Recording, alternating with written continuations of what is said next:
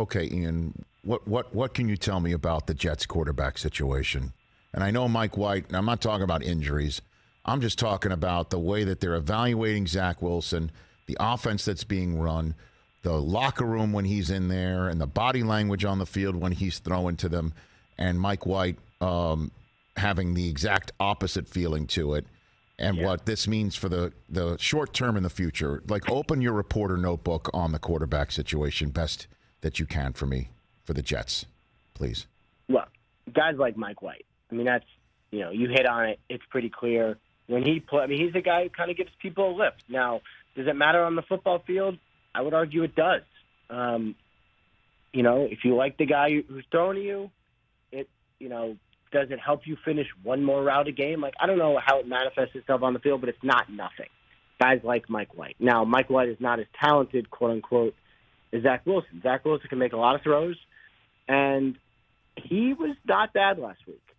Like I know he's carrying some baggage, and a lot of the receivers have been frustrated all season about the way he's played, and all of that is true. But actually, on the field last week, if you knew nothing, you would say, you know what? There might be something there. Maybe there is a little bit there. Throws at the end when you got to have it, game on the line. Like, there was some stuff there that I think was okay. So he's going to start Thursday, and I think if he has another, sort of promising performance, you may see him again. Excuse me. If not, then I think if Mike White is cleared, you'll probably see him. Best case scenario for the Jets, absolute best case, Zach Wilson goes out and balls, and you just keep giving him starts till the year end. Yeah, of course. And that he merits it, and that he does take and right, and that's worth it. And that his stat line of 300 yards and 2 touchdowns does merit.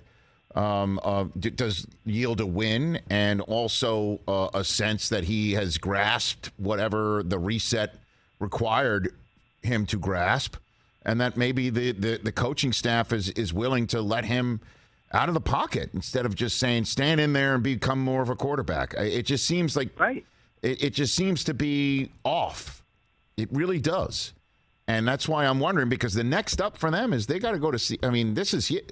I mean, New York, man. I mean, he's going to be in front of all the Jet fans, and the guy that every single one of those people in that stadium and everybody who roots for the Jets outside of that stadium, and that includes me, was rooting for them to keep losing so they could get the other guy that's on the field playing quarterback.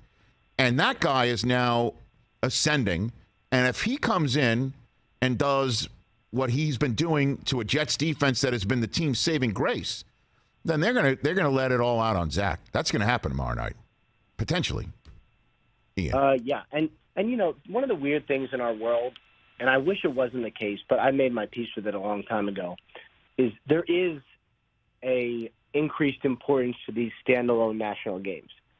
It's just the whole country's watching, and sometimes you have casual-ish fans who watch more so than any other time, and everyone reacts more. Everything that happens in these nationally televised standalone games is a little bit bigger. And if it's real bad, it's going to get real loud. On the other hand, maybe it's good.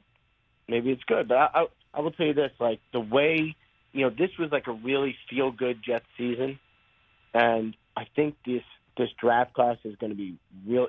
Breece Hall would have helped. You think? I think draft class is going to be really, really good. This has turned, and that's really too bad because there was a lot of promise here at the start. Catch the Rich Eisen Show every single day on the Roku channel, 12 to 3 Eastern, for free.